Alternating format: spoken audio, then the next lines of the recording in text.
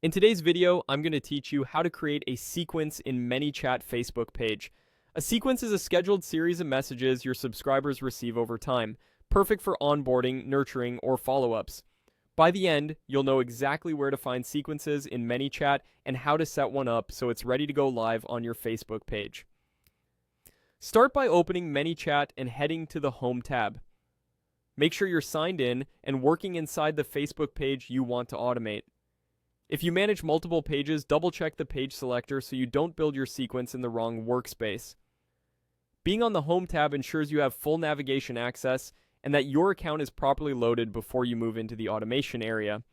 Next, look to the left-hand menu for automation, then click Automations.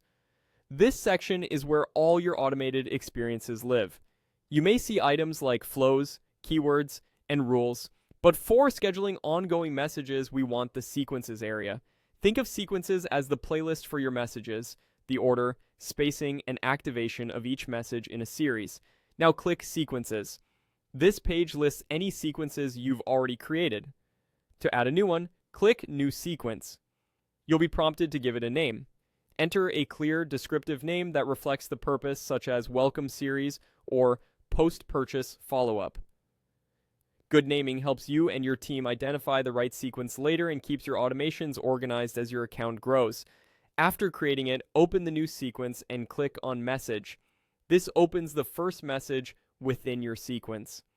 Here, you'll see the editor where you'll compose what your subscribers will receive, choose formats, and review delivery settings. Keep your copy concise, helpful, and aligned with your brand voice.